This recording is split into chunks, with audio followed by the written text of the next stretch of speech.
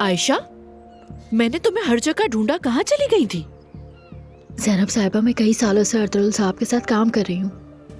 जब उन्हें पता चला कि मैं आपसे बात करने की कोशिश कर रही हूँ तो उन्होंने मुझे नौकरी से निकाल दिया। अर्तुल ने? जी हाँ। मुझे ये समझ नहीं आ रहा, तुम दोनों एक दूसरे को कैसे जानते हो? क्यों कहा कि वो खतरनाक इंसान है? कुछ अंदाजा है तुमने क्या कहा है?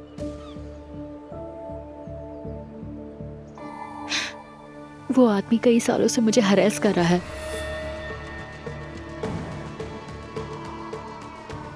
Physical harassment.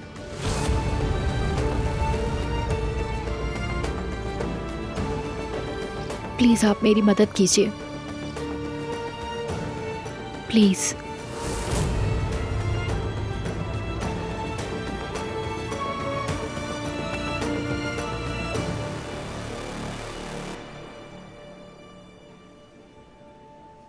तो आप दोनों ने फैसला कर लिया है?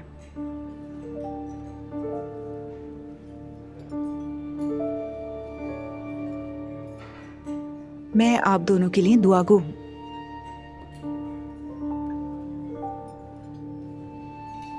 बाहमी रजामंदी से तलाक लेना बेहतरीन फैसला है।